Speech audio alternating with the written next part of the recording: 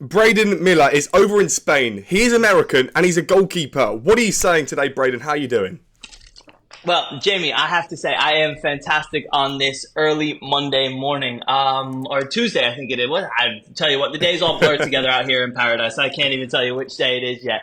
No, I'm really well, mate. Thank you. And like I just said to you, kind of before anything, thank you for taking the time out of your day to give players and people like myself a platform. It's something that if you're not at the top level, sometimes it gets you. It's a struggle to even get noticed, get on things like this. So the work you're doing is fantastic, and I really do thank you for taking the time out of your morning to do this, not just with myself, but with everyone you're doing it with. So a bit long-winded there for me, but no, really good today, and I'm buzzing to be on with you. Well, absolutely. This is the whole point of the show. The podcast is made for people like you and myself to be able to get a voice and to be able to have a platform to elevate who we are as people. So tell us then, who are you as a person? Well, I guess we suppose we're not going into the easy questions to ease us into it. We're just going right into the hard-hitting stuff. I suppose the one word that would describe myself best, if you kind of sum it up, is ambitious. Kind of a little bit about my background, which I'm sure we'll go into a bit later. I ultimately left the US when I was 18 years old, right from the go. Moved over to England, actually, your neck of the woods. Over to England to play in a university football and kind of an international program for 3 years there, and then was fortunate enough, or unfortunate enough, however you want to look at it. My final year there was in 2020, was the COVID year. So I had to evacuate the UK before I could really finish my studies, which I had to complete online from back home. And then, fortunately, on the other hand of the card was Spain was the only leagues that were still playing in the country. And I was fortunate enough to get hooked up with a great program out in Spain, headed over there, and they haven't been able to get rid of me yet. I haven't left yet. So now I've kind of started to make my life over there doing a bunch of different things. So ambitious is probably the word. Not too many people leave their homes in search of whatever I was in search for, whether it was football, whether it was a new life experience or anything like that. But I think that kind of sums me up the best. What was Spain like in that COVID era then? Because obviously we know England wasn't the best of places, hence why you had to leave. So what was Spain like? It was interesting. Coming from the US as well. So I initially had left the UK, went back to the US for about 6 months, as there was nothing else really on to do. The US was open. It was pretty free. Obviously, there were the restrictions. There were the masking. It was a bit intense. And then you head over to Spain, where it sounds like the laws were a bit draconian. They made it seem really, really intense and forced. They weren't enforced all that much, to be completely honest. It wasn't like there was people roving the streets looking for any sorts of violations. Obviously, it was strict. It was intense. I'm not going to lie. Going through passport and immigration and customs in the height of COVID was a bit of a strange experience. People in hazmat suits and all that.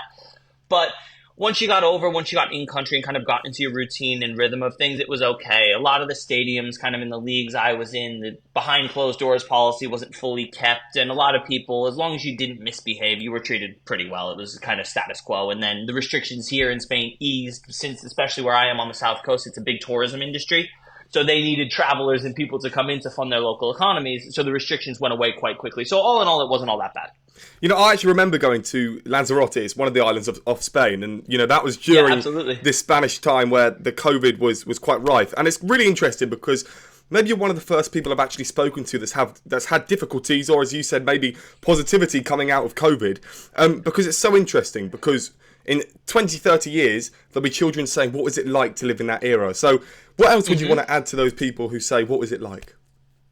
It was strange. It was one of the first moments where people from my generation, our generation, I think I can kind of group you into me, even though I'm probably a bit older than you now. I think I can kind of group us together that was one of the first moments where we properly lived through history. I know for my end, a few of the disasters in the US, things like that was a bit before my time. COVID was the first bit of history making that I lived through, with the world shutting down and restrictions and this and that. So what I'd say to the kind of the future generations, what it was like to live through, it was, you don't really realize you took stock of it. You were just going about your day-to-day life. You don't realize you were living through the history, but it was certainly interesting. And me at 25 years old could tick off live through a global pandemic.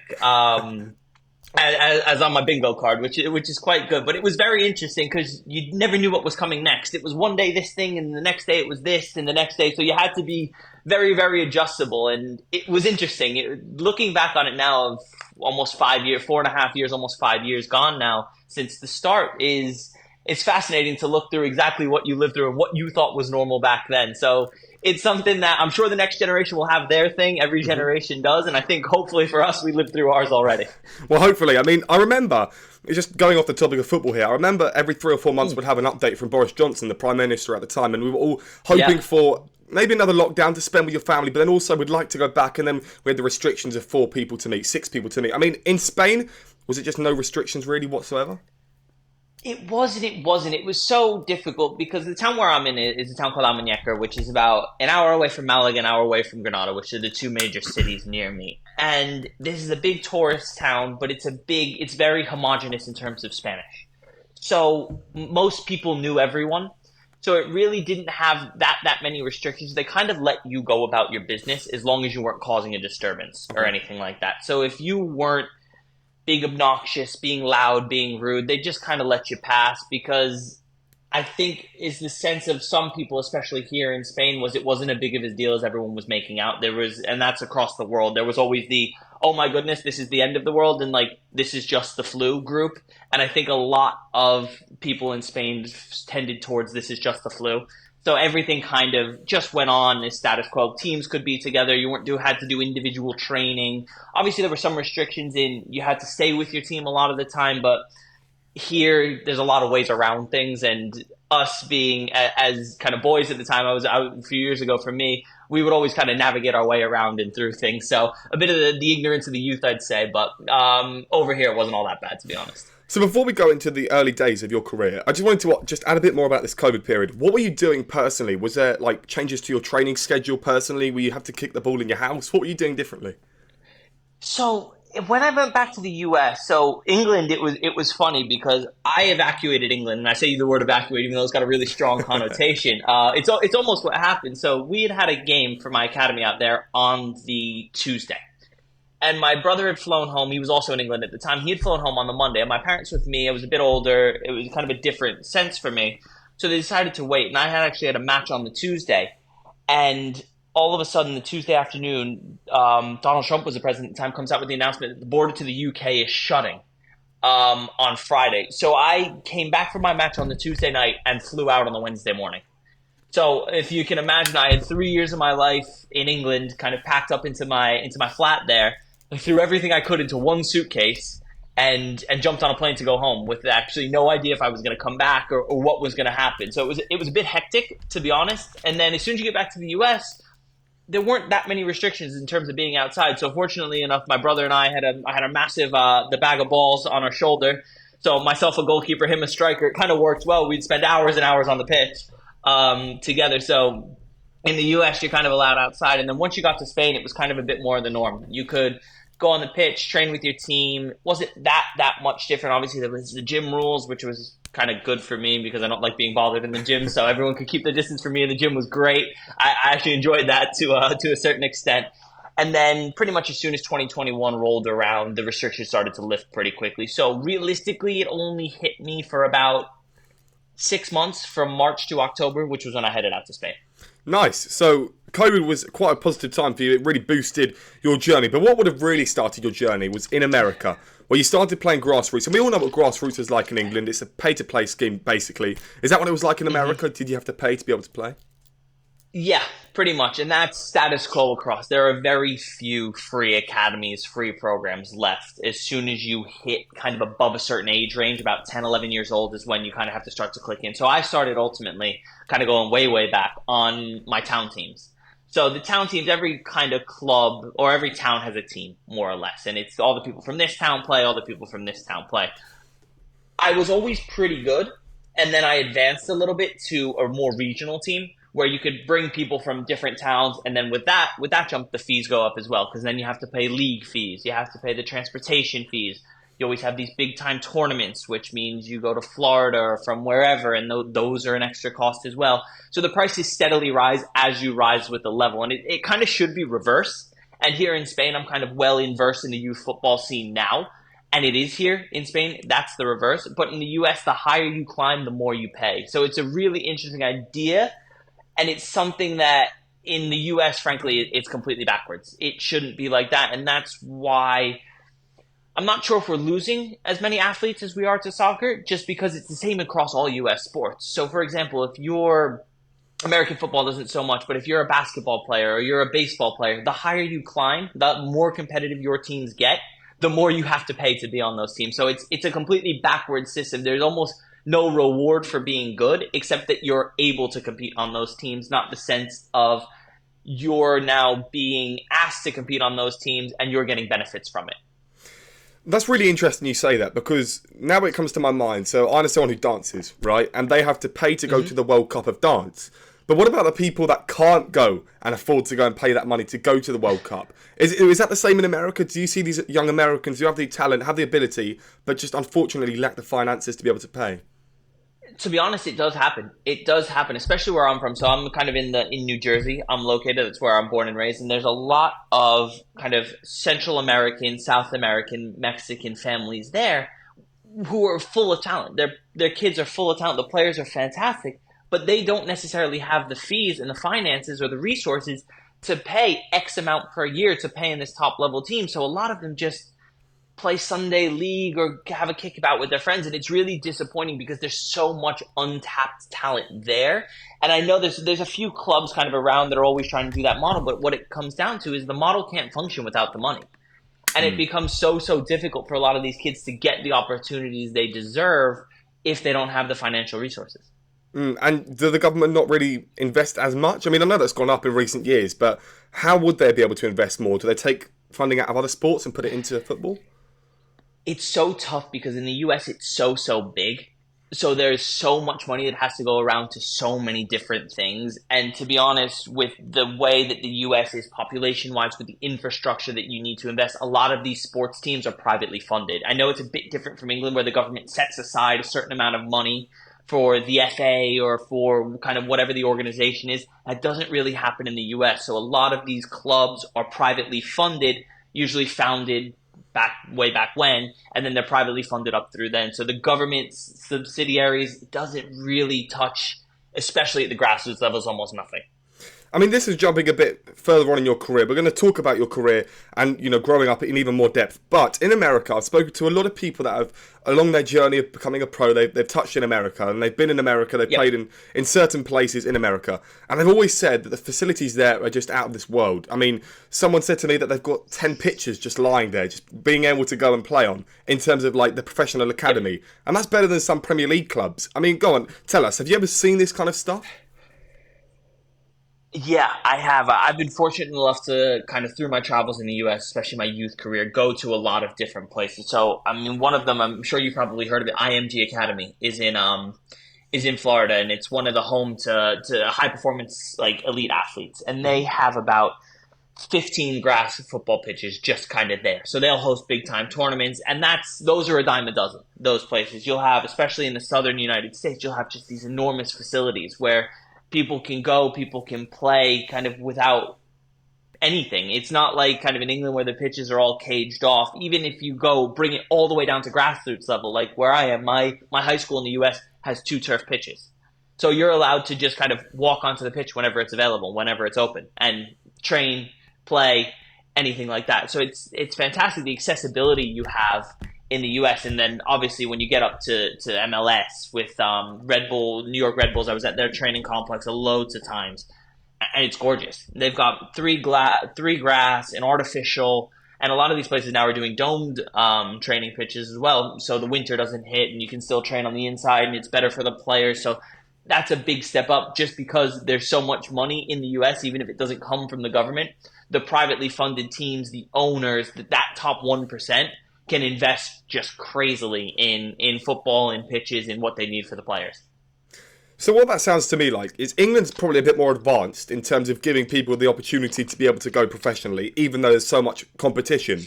However, in England, we're not allowed to go and play on school pitches. We can't, because we have to preserve them, even though they're AstroTurf. Whereas in America, it sounds like it's just go and try it out and see what you enjoy. But I mean, that's probably more of a pro than a con, right? Absolutely. You'll never want for space in the U.S. That's the one thing you will never want for. You'll never want for space. You'll never want for facilities. You might want a bit for talent sometimes, but you'll never not have the tools kind of at your disposal. Because I remember living in the UK, sometimes my friends and I on the weekends would want to go to our university pitch and train. Everything was always walled off. It was locked. You were almost prohibited from going on and training, which for me, and it's the same here in Spain. A lot of the fields are municipally owned, so the town owns them and only opens them at certain times, which is something coming from the US is such a foreign concept to me. And a lot of the players sometimes that come in, especially from the US, go, "Can we go train on the weekends?" And I'm like, "No, not really, because the pitches are closed." And that never made a whole lot of sense to me. It sounds like kind of what you said, you summed it up very well, that the UK is probably more advanced with the opportunities, but in terms of the facilities and just kind of letting the players enjoy their football and kind of go out and try things. And that obviously is a whole different conversation on sometimes the fallacies of the English academy system and things like that, where the creativity is kind of being bred out of the game for the favor of possession and tactics and things like that. But that's why you see sometimes some very creative players from places where you just kind of play wherever, because you have this time to try things and it's not such a structured environment every time you touch the field. I mean, look, we're going to go ahead and talk about your time playing university football. And I've spoken to someone from America, weirdly enough, half Nigerian as well, who's gone to I2I. But just tell us, so when you were playing grassroots football, your father was your first coach, right? Would you call that Correct. a positive or negative thing? That's actually a great question. So that leads me directly into the story of how I became a goalkeeper. So my first team I was ever on was coached by my dad, and I always wanted to be a striker. I like to run around, I like to kick the ball and that. And a few games into the season, my dad looks at me and he goes, "Yeah, you're not good enough to be striker on this team. You go in goal. Here's your gloves." So he gave me a pair of baseball batting gloves, like the little ones that you use to protect your hands when you're swinging. And he goes, "You go in goal." And I went in and I never left. I fell in love with the position from there. So in terms of giving me that position, it was extremely, extremely positive. In terms of kind of the full supportive environment of "you're not good enough," a little bit less. But no, overall, he was a good coach. It was a really good way to kind of get started. And frankly, I found my home in goal using him first. And then from that point on, since I can remember 7 or 8 years old maybe, I've always been a goalkeeper. We could talk about the what ifs, but if you didn't become a goalkeeper at that time, would you have become a goalkeeper later down the line? Oof. That's a really tough question, actually. I think probably, yeah, because I was always quite good with my hands, and frankly, I just didn't have that much of a level. My physicality, my speed only increased a lot later in my life. So I don't think if I wanted to continue playing football at the level that I've played at, been fortunate enough to play at, I think the transition to goalkeeper would have come eventually at some point, just because my physical limitations at the time. It's ironic because I speak to a lot of goalkeepers and a lot of goalkeeper coaches. I mean, I spoke to someone the other day and they said, "You talk to a lot of goalkeepers." I mean, I do. That is the truth. But the truth is, 90% of them have all been outfielders in their time, usually strikers, and worked their way back into goal. I mean, would you agree that is just the position that everyone wants to be? Everyone wants to be that target man to score the goals? Yeah, I think so. Because I think a lot of people, especially kind of growing up in a past generation where all of these other positions weren't idolized on the pitch, you weren't looking, "Wow, look at the 6. Wow, look at the 8. Wow, look at the fullback. Look at what he does, how he inverts, how he plays." Back then it was always, "Look who scores the goals." So everyone wanted to be a striker. And I think as football's matured and developed, and as people watching football have grown and developed, I think it's become more commonplace to see players want to start in different positions. "Oh, I want to be like Xavi. Oh, I want to be like Vinicius on the wing. I want to be like," you name it. But back in the day, it was always, "I want to be the striker because I want to score the goals," because that's all anyone sees. And I think so, especially people from around my age always wanted to start out at striker, then they realized there were 10 other positions on the pitch that you could play and probably do quite well at. Yeah, look, so you were in youth football in the US until the age of 17. So that period between grassroots and the age of 17, what were you doing in that time? Was it just the pay-to-play scheme? Yeah, essentially. I was never at the top level in terms of MLS academies or anything like that to be able to have like kind of that free training. So it was always a pay to play, up from the very, very basic, which was very, very cheap, up to ultimately the very, very complex, the very, very high level, which became almost $1,000 per year to play. Excuse me. So I was pay to play all the way through. I never had that level to go beyond it, but I always had the level to be at kind of one of those top level, high competitive clubs. We're going to talk about the question, have you made it yet? So you can keep that in your head, and you can tell us Okay. that later on. However, do you think, and again, you can answer this later, do you think that the people that didn't pay and they were in MLS academies, are they in the big time now, or do they kind of drop off, or have you kind of got another way through to where you could have been regardless of if you were in the MLS or the pay to play? Yeah, it's an interesting question, that, because there's so many different, kind of like you said, there's so many different definitions of success. Mm-hmm. And at the same time, I know quite a few kids that have come through the MLS system that are ultimately out of the game now. It really comes down to the player, and I've always said this in kind of something I've always spoken about with my father. What it comes down to really is persistence. You just have to keep going. You just have to keep knocking on every door, every opportunity, everything you can possibly find. And ultimately, it will pay off.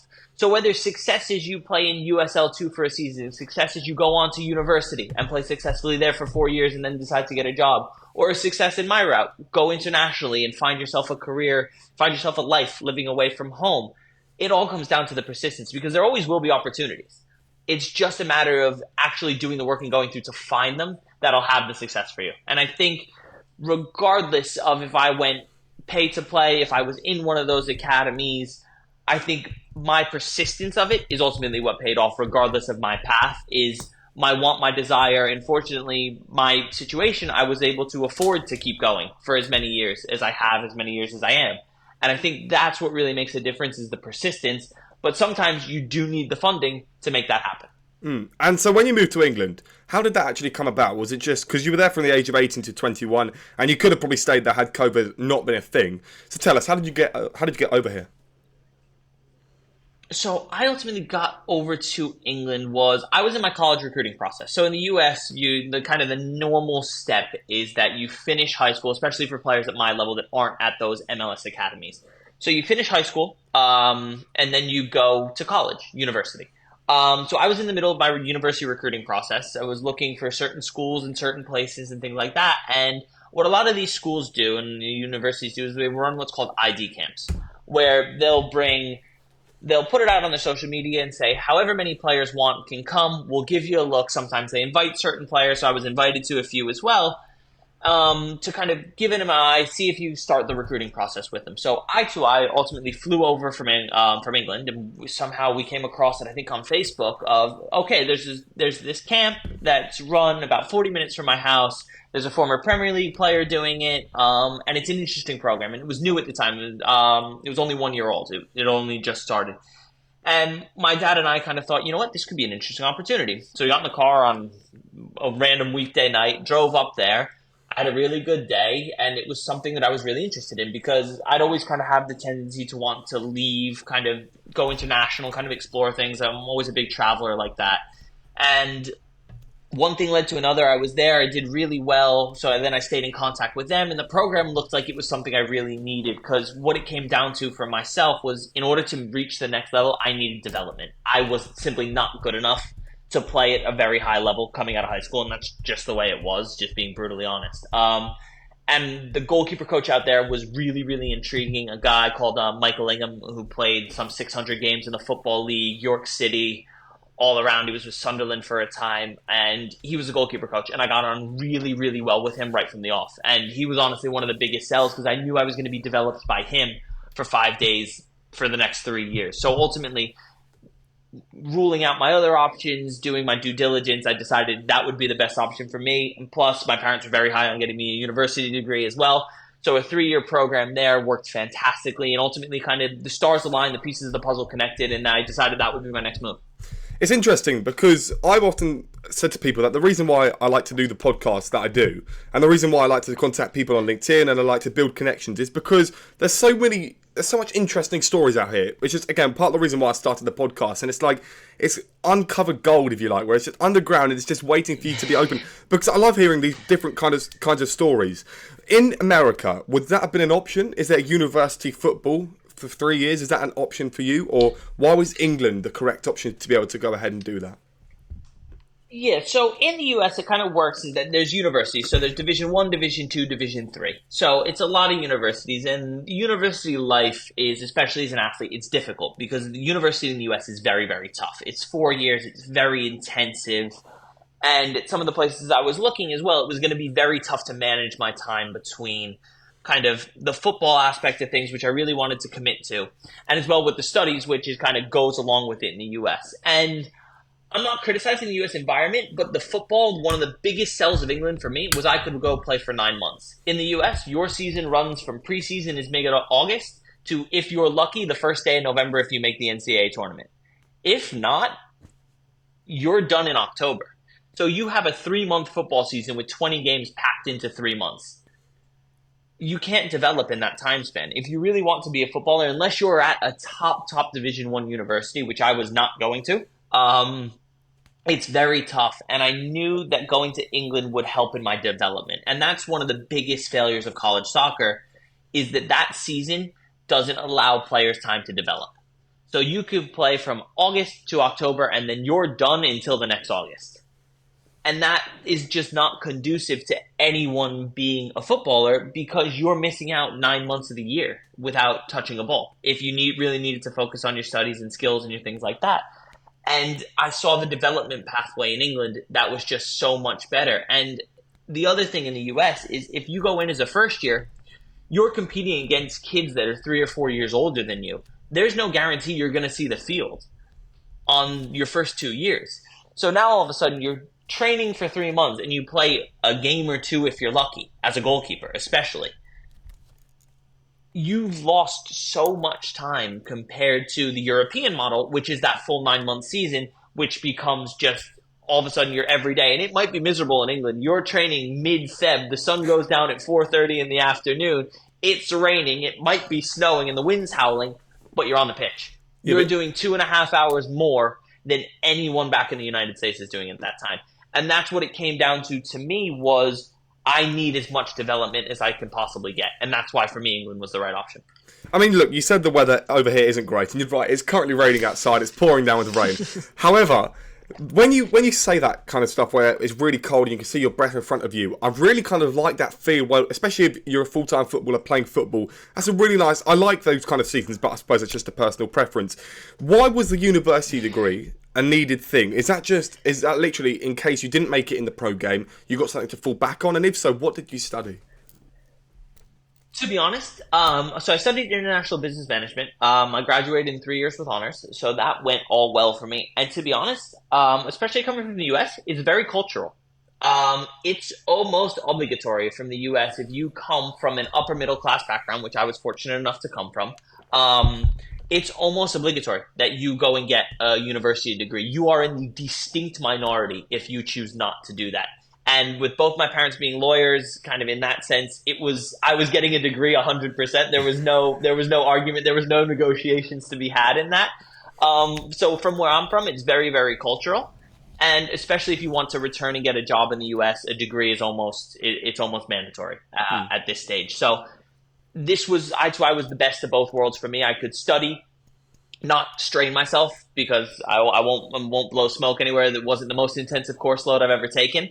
But I was able to get my degree and really have something to fall back on in case football didn't work. And it's something I've always got in my pocket to use. And some of the skills that you learn and things like that really have come to benefit in life in terms of the interpersonal, the presentation skills have come back to benefit me. But from where I'm from, it was kind of a cultural necessity to get that degree.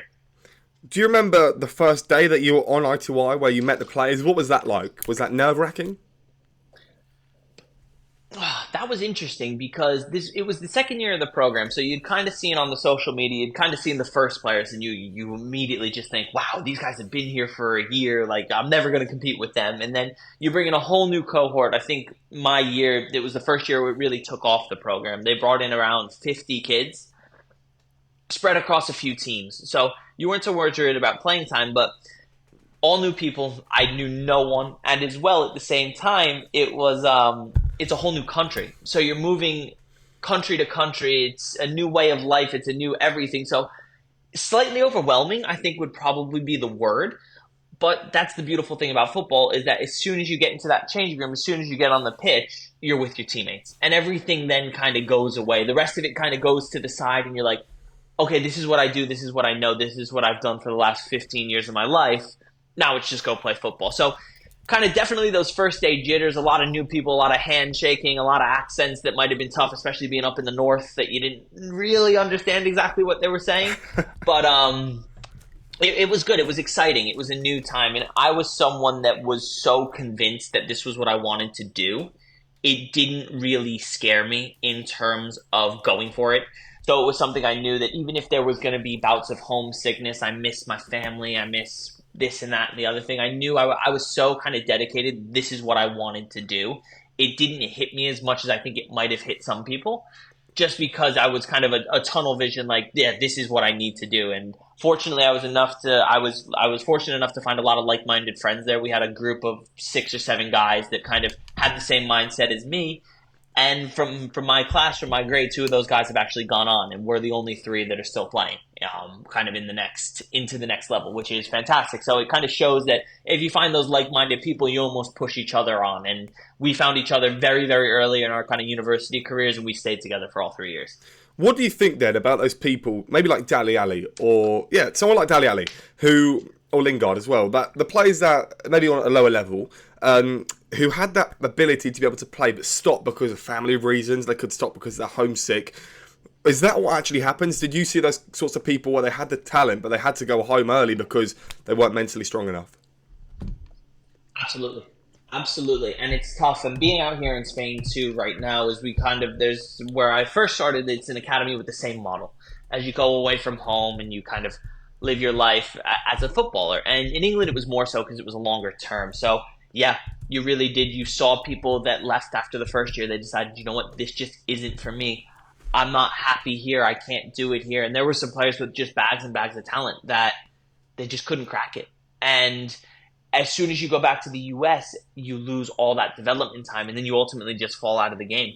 But there were some that just weren't mentally strong. So honestly, if it's like a bit of advice for people, if for listening to this, if you're thinking about going international, make sure you're in for it 100%, because it's not something that you can kind of do halfway.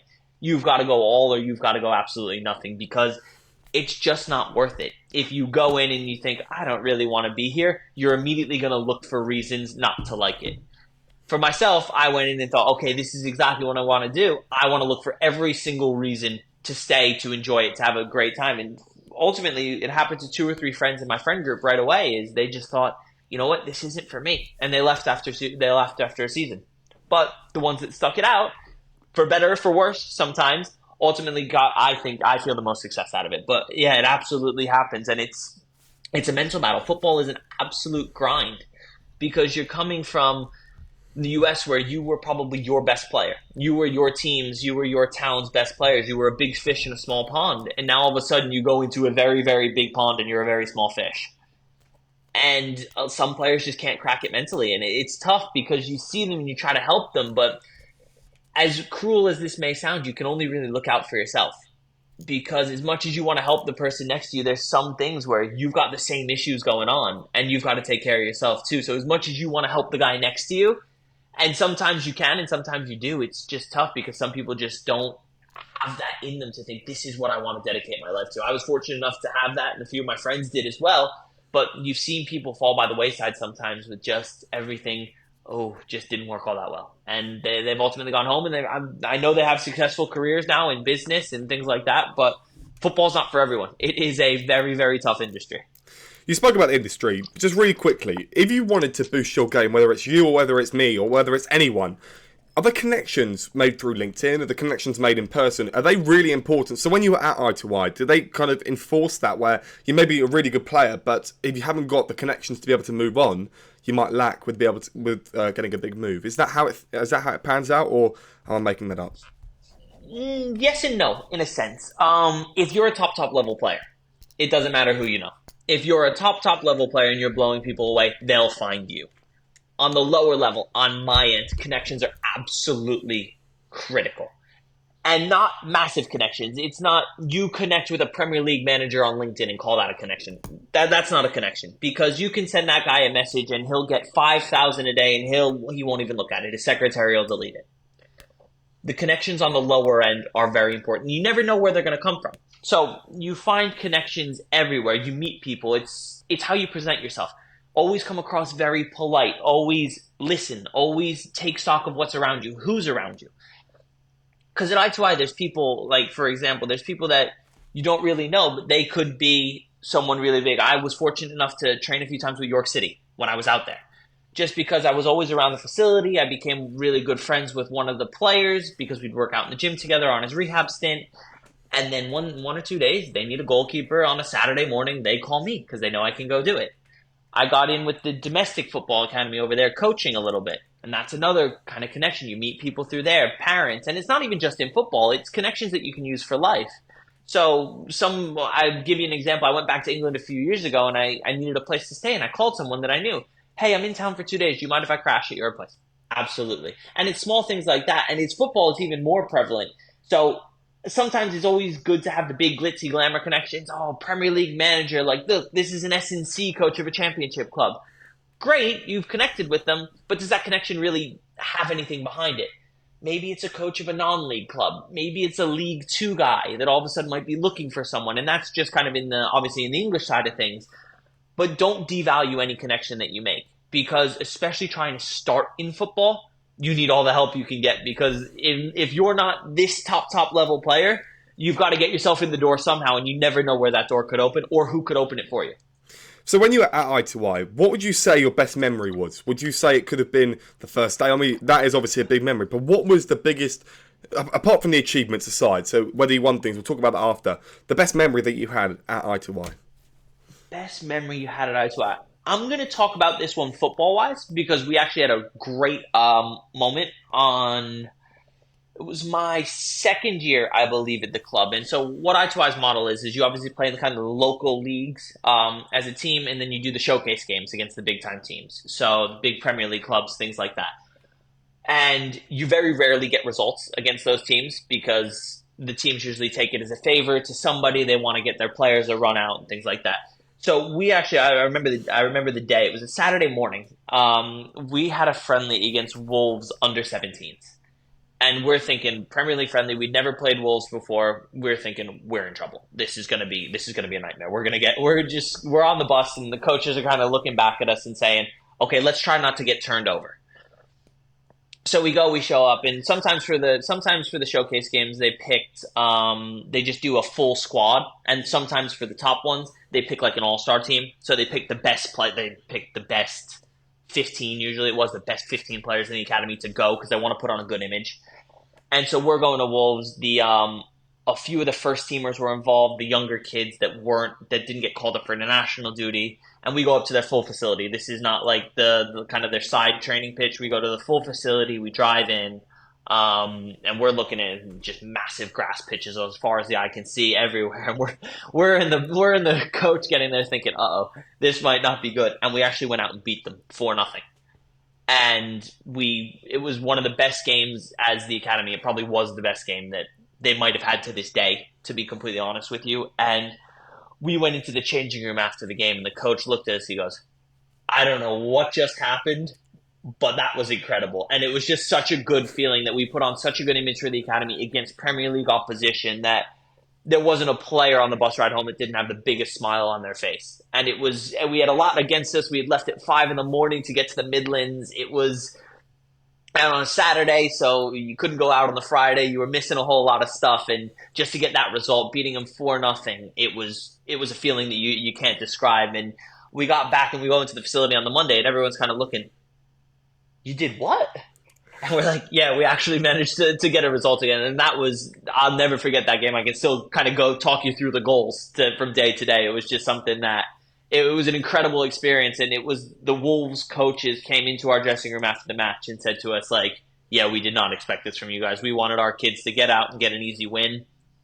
We're going to make some decisions after this on certain players. And we kind of it put us into our heads that, okay, we might be here just doing the football, but what we can do, and that gave us the first real glimpse of the industry of saying, wow, one bad result, one bad performance can really impact lives much more than us. And we're just going to go back and go to university class on Monday. Some of these kids might have gotten sacked the next day. And it put us into perspective like, wow, this is properly an industry now. That sounds quite something that those academy players who have worked so hard to get to where they are just seem to get dumped at times. I mean, I often go back to the Manchester City Academy player who actually killed himself after he got released from the academy because there's not enough support. And just saying it like that, to be fair, I mean, they probably said it something along those lines, and it just sounds really not beneficial to anyone if you're just going to say, off you go, we don't want to see you again. No, it's really tough, and you see it kind of in all perspectives, especially kind of in Spain now, where I'm kind of well into the youth football here, and so right now, me and my manager of the team we manage are waiting to see what clubs release what players to kind of go in and pick them up, and it's so tough, especially in England, just because there's so many players getting released. It's so difficult. If you don't pick up a scholarship, what do? You've got not a whole lot of education. You're going to have to drop into the non-league system, which is a jungle, to say the least. And it just becomes very difficult to get back into the game or then even to get an education. You've dedicated your whole life to this, and now you've just been kind of shown the door with not even, okay, these are the next steps. So and it's so fitting to use the word industry because it really is. This chews players up and spits players back out, as crass as it might sound. That was your biggest memory. Would that class as your biggest achievement? I mean, achievement in terms of trophies and medals. Did you ever win anything at I2I? At I2I, no. We came close a few times, but in Spain, we won our league. We won the playoffs to get a promotion into the league above, which was a fantastic experience in a match that was actually, funnily enough, behind closed doors because the crowd was suspended for a game. Kind of our region in Spain is brutal when it comes to this kind of stuff. Behind closed doors, we went away from home. We ran through the gauntlet of the playoffs. We we didn't play a match at home, and we managed to get 2 victories and get promoted into the league above, which is the top regional league in Spain. We were able to get into that, and that was just an unbelievable achievement in terms of kind of footballing a whole year worth of work, and you had the payoff at the end. It's an incredible feeling. We're going to talk about the move that you made into Spain, but before we do, so you're now playing for Malaga City Academy, right? So, correct. Before I ask you how you got there, I just wanted to say, what would that be in the footballing pyramid? Because obviously Spain's got regional leagues, they've got national leagues. What is it like in Spain? Correct. So Malaga City Senior was in Tercera Division. Is the equivalent of about the conference, which is the 5th tier, a bit lower, I think, in quality-wise. Conference North, Conference South would be right around the equivalent. But in Spain, it's so big and there's so many teams. So kind of in England, there's only there's Conference North and Conference South. And there's the conference, which is obviously still national and kind of regional. There's only the 20 teams in the conference. Conference North. So, for example, in that Conference North group, there are 11 groups of 18 teams. So that many teams playing under the national banner of the national federation. So it's kind of a big time, and the footballing culture is just beyond belief mad in Spain in terms of there's clubs in every town, every city, like beyond what you can imagine. So I think there's 100, no, more than that. There's about 300 and something teams playing in that 5th tier, which is where Malaga City is. So is there like one... what I'm going to predict here, you can tell me this is right or wrong. So you've got all these leagues who are playing under this one banner, like you said. Is it maybe Correct. The top 2 or 3 teams go into like a playoffs and then they go up? Is that how it works? Yeah, so Spain is, I always say, Spain is one of the most backwards countries you'll ever be in. So the winner goes up from each Tercera group, and then there's playoffs between 2 and 5. So 2, 3, 4, and 5 go the playoffs. You win the playoffs, and then you have to win against another region to go up. So realistically, from the 12 groups, I believe the top 12 go up, and then I believe it's only 6 more go up. So it's a nightmare to get out of, to get into that next division. But there's all kinds of permutations and things like that with teams from different regions going down. It's all very, very confusing. And to be completely honest, I don't understand it entirely. I just know who goes up and who doesn't. But it's tough to get out of because there's so many teams and there's so many clubs and there's so many historic clubs, and the money in Spanish football is beyond belief. There is, even at the lower levels, you got players making $800 to $1,000 a month, and that's livable out here. And a lot of the times that includes accommodation and food. And there's a lot of money in football in Spain out here, and that's why it's so difficult to get promoted and to get relegated, is because it becomes a business, and you'll have people and owners and clubs just throw money at players, say, we need to stay in this division. We need to get out of this division. and everything ultimately comes out. But you have some teams and some seasons that just have these incredible runs, and you're a club with so much history is all of a sudden kind of left a bit short because this club that's been existing for 10 years has run incredibly high and just has a really hot season. But it's so interesting kind of how it works out here. But yeah, around Conference North and South is what the division is. So how did you move then to Spain? Look, you were in the UK, COVID then hit, and then you joined Malaga City Academy at the time. So go on, tell us that story in 2020. So that was a fly home from England and get to the US and think, now what? Because in the US, no leagues were playing. There was really no one doing football anywhere on the planet. So it was really difficult. And I wanted to keep playing because I had done my 3 years. So I'd picked up a year in terms of kind of had a year free now before I really properly had to enter the workforce.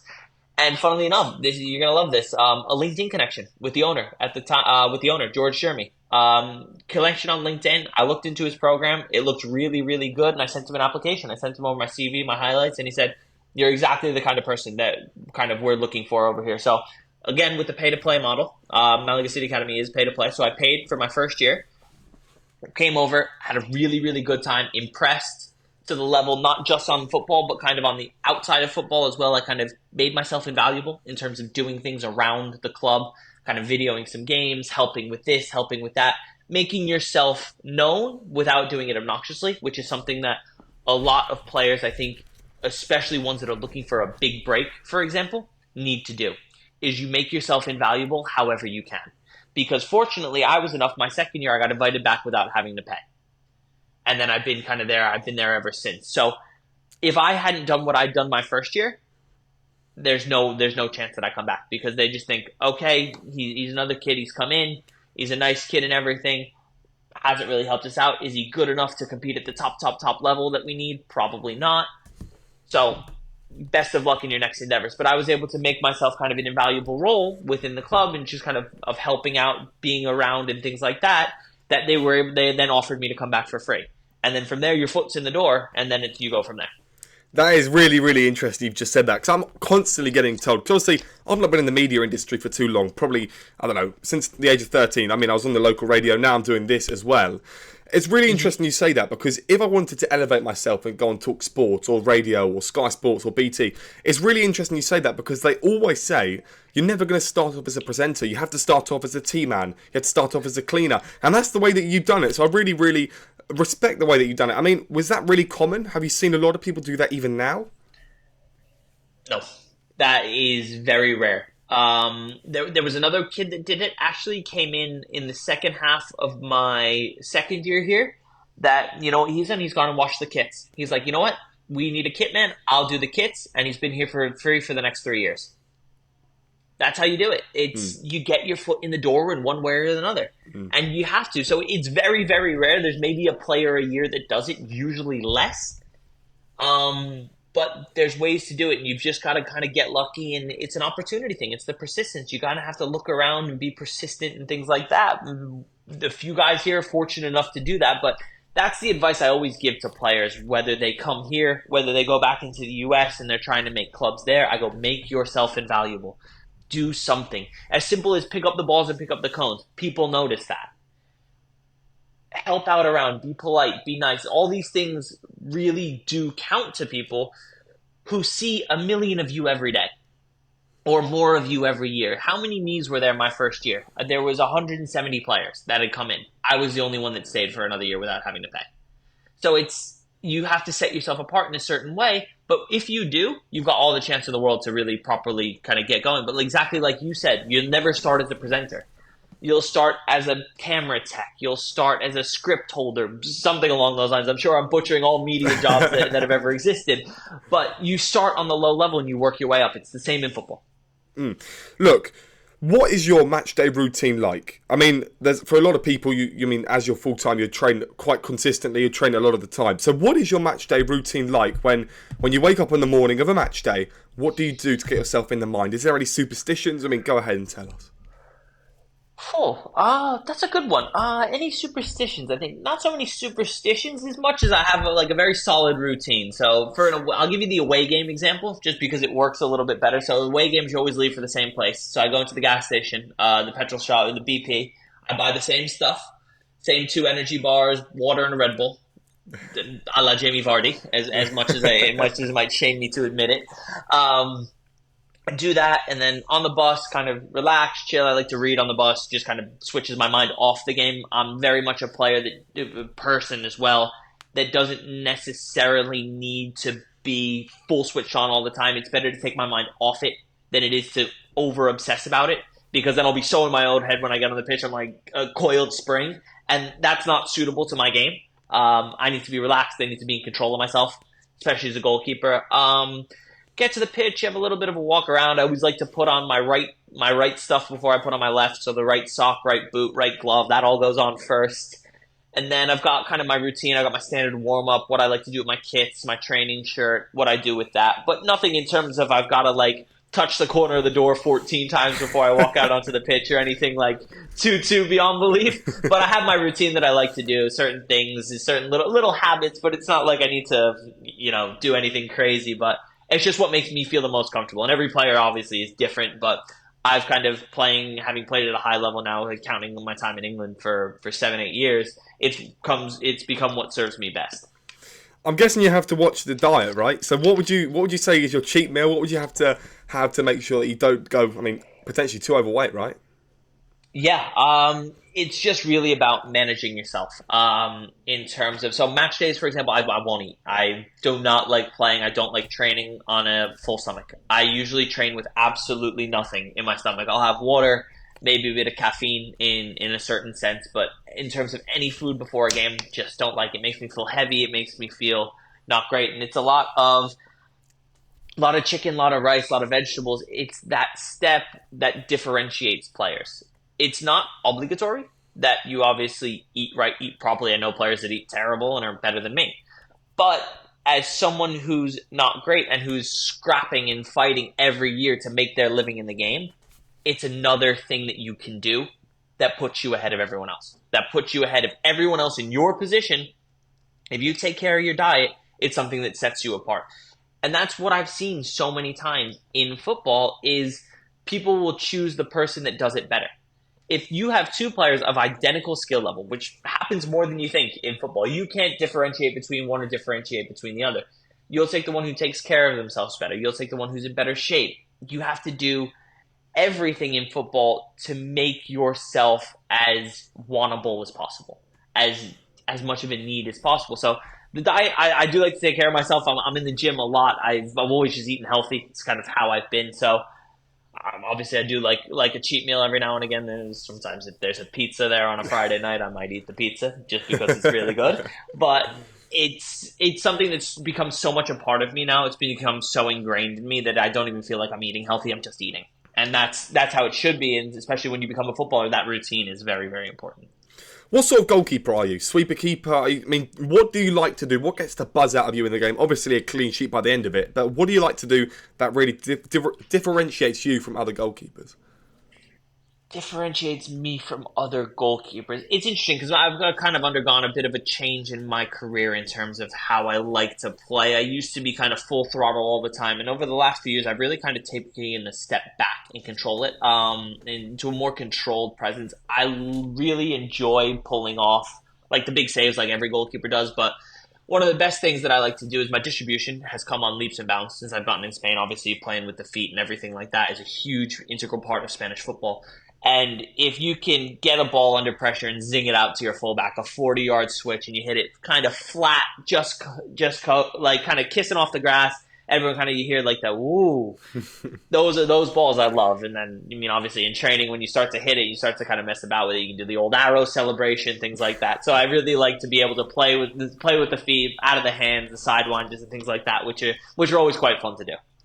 So now then, you're currently in Spain, of course. When would be your next game? Is it once a week? Is it twice a week? And how many games a season? Yeah, so season's over right now. So the season just came to an end because it would be impossible to play in this heat in the summer. That would just be an impossibility. So we had a full 18 teams in the league, 34-game season. So you play once a week, 34 games all the way through, and it's a full league system. So it's not kind of, oh, you'll play a few games here, a few games there. You get once a weekend, and you know when the games are. It's either Saturday or Sunday, and you spend the whole week preparing for those days. So it's very, very structured, very regimented. And you're still coaching over in Spain? Is that what you've kept doing aside from football? Correct. My friend and I actually took charge of a juvenil team in Spain, which is the oldest level of youth football, so between 16 and 18-year-olds. We've taken charge of the juvenile team at the club we're at, and we actually just got them a promotion, first promotion that they've gotten into a higher category, with kind of a team of not so great players. We managed to coach them. We've got my guy in charge, my mister is what you call him here in Spain, is like your first in command. You call him mister. It's just culture, and I couldn't think of the word in English because I've been here so long now.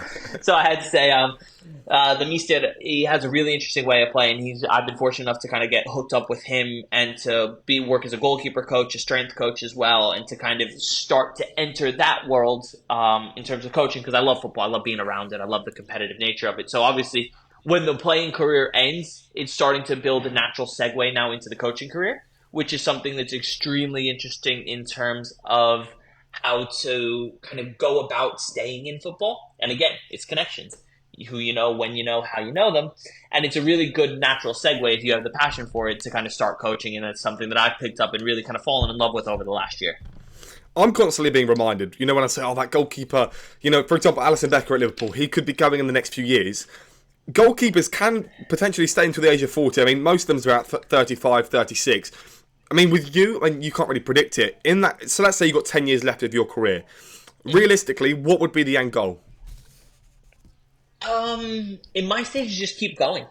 Just keep going it kind of at a high level. Try to stay at the level I'm at, or maybe even climb a little bit higher.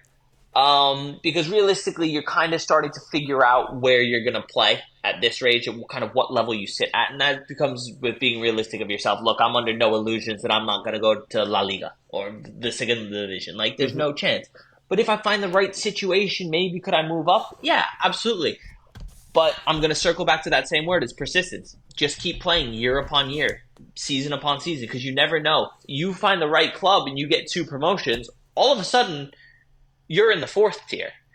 And you haven't even left. You haven't done anything different. You've just stayed at the same club. So you never know when you're going to find the right circumstance, the right situation. So for me, it's just keep playing. Keep digging along with it. Keep grinding year upon year, playing well. And then those opportunities will come. It's just kind of inevitable, is that if you do the things right, the good things will come to you. In your divisions, or you personally, or your teammates, is there agents about? I mean, are you hooked up to agents where you're asking them to get you moves, or is it just a realistic scenario where you're happy with where you are, you just want to keep pursuing with that talent? Myself personally, I've never liked to use agents. I'm sure they could help, and this is not me going crazy about agents that they're terrible and they're this and they're that. There's a lot of fake ones out there, especially kind of at the lower level. I'm sure you kind of being on LinkedIn as much as you are, you kind of get a sense of who's real and who's not, who's in it for the money, who's in it for this. And I've actually caught out a few agents trying to get me recruited. So I was younger. I said, this guy, he actually emailed somebody from New York City FC and said, this guy's using your club's name offering me a trial. I don't believe him. And he goes, yeah, we've just reported him to the agency. Like, he was trying to scam people. And I was fortunate enough, intelligent enough to catch it and say, okay, something doesn't sound right here, but I know loads of players that haven't been lucky enough to catch it. And they've spent X amount of euros, dollars, pounds to try to get a move that just doesn't exist.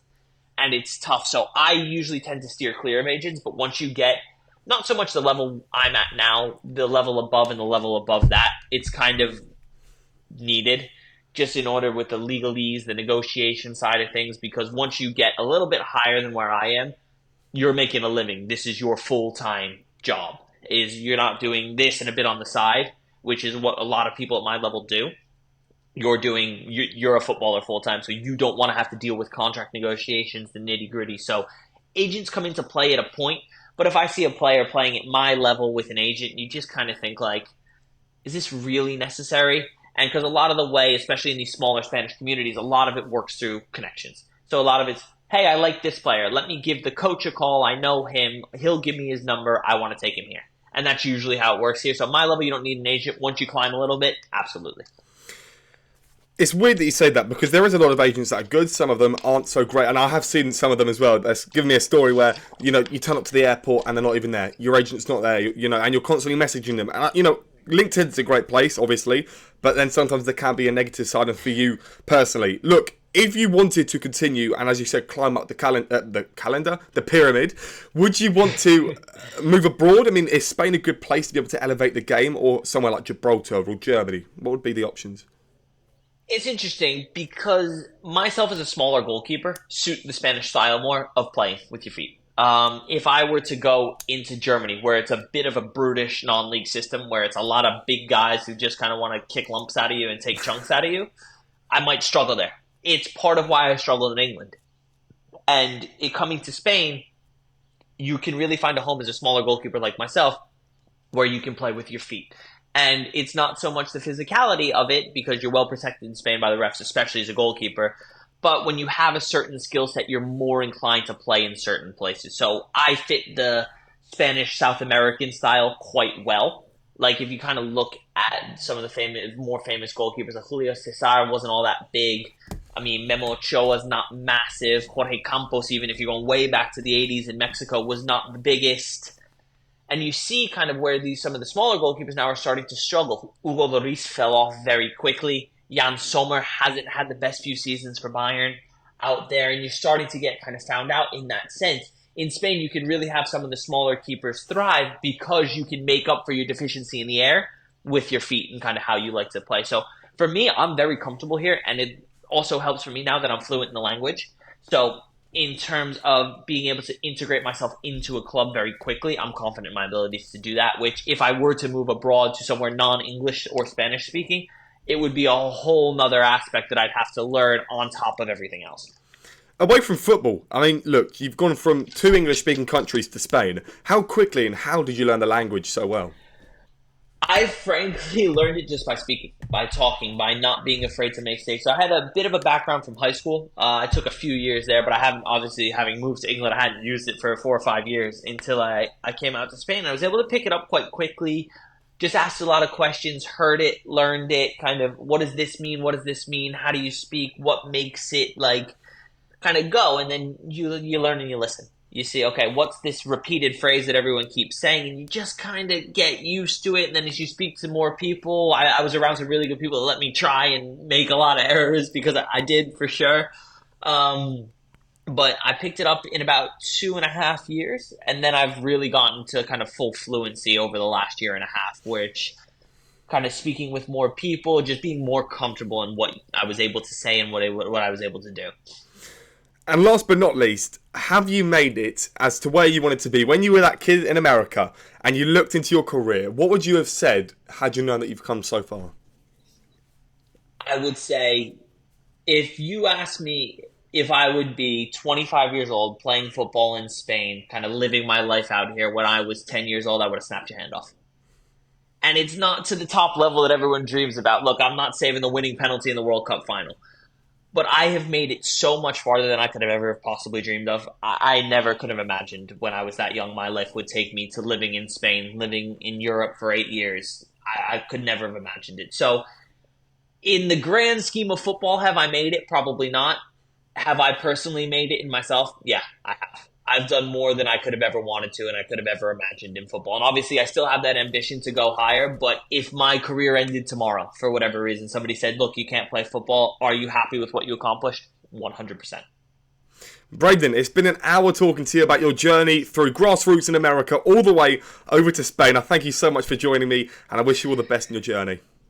Jamie, thank you very much. It's been fantastic to speak with you. A great host, great person as well. And you're giving a voice to people that might not often have it, that might not have their story out there. And like you said, there's a little bit just below the surface that there's a few really interesting stories and a few really interesting people out there. So what you're doing for footballers, for the football community, especially kind of on that lower level, I'm not going on Gary Neville's podcast anytime soon, but to give kind of players and people like myself a platform to speak. What you're doing, Jamie, is fantastic. So thank you very much for your time. It was absolutely great to speak to you. Some really good questions in there. And I hope that kind of my experiences, my perspective might shed a bit more light on football, on kind of life a little bit. And anytime you want to have me back on, I'd be more than happy to jump back in and speak to whatever. So, Jamie, fantastic to speak with you. Thank you for taking the time. It was absolutely brilliant to meet you. Legend. You'll be back on the show, I'm sure, in no time. Thank you very much once again.